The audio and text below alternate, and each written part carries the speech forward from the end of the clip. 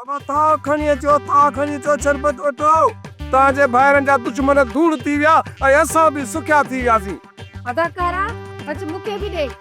How अदी how अरे हेठ दे भागा हे पान पी जाए हे पाजे मुर्स के प्यार जाए असां बाबा वॾा सुखिया थी वियासीं। बस अच हे बि वठ भला छा यादि कंदी आहे खड़ो।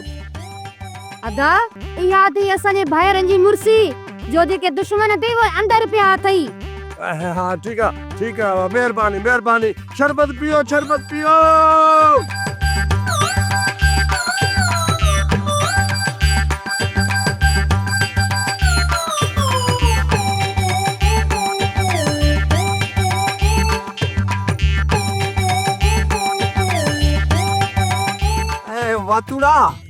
वातुड़ा अचे तू भी शरबत जो गिलास पी अचे छा याद करे छा ॻाल्हि आहे शमो वती तो घोट वारनि खे शरबत पियारींदो ज़ाल जो ॿारो थई आहे का बास पूरी थी थई ई समझ बास पूरी थी आ। अच्छा बासियो इहो ई बासियो में त हाजी लकुड़ ऐं उन जा दोस्त समूरा जेल हलिया वञनि ऐं असीं सुख जो साहु खणो।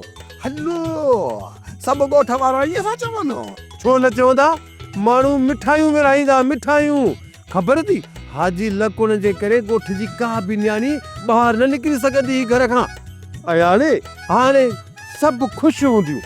हा शमो हाणे न ॻोठ जा कुंवारा ॿार पढ़ाइबा झुमरियूं थींदियूं ठुमका थींदा दोल वॼंदा हाणे बाबा असांजी रोज़ी खुशादी थींदी। अच्छा तू ॻोठ जे ॿार जो तोहर कंदे छा? अरे खतड़ो सोई खतड़ो न चओ मूंखे खतड़ो अहिड़ो मथे मर्दो में हथ ओड़ो जो हुजे विञाए छॾींदुसि वठ मां शरबत वठ गिलास किनो वाचूड़ो वयो हलियो छो न हवा जे घर हलियो वञा ॿ टे कुर्ब जा गिलास बि पहिरियां शरबत वारा ऐं कुर्ब वारी कचायूं बि कयासीं। हे लॻे थो मूं वारो छोरो अलू उहो बि वयो बचल बिंदरीअ रे। हा इहो ई सही आहे।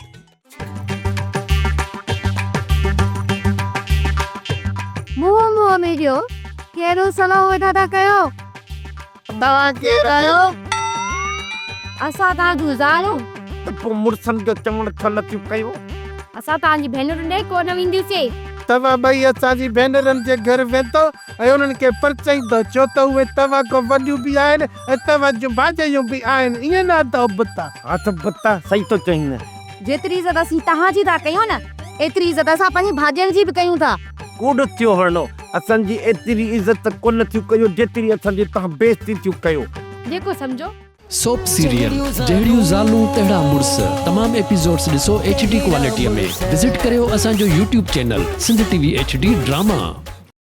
सब्सक्राइब कयो असांजो official YouTube channel Sindh TV HD drama ऐं वधीक अपडेट लाइ बेल आइकन खे क्लिक करियो।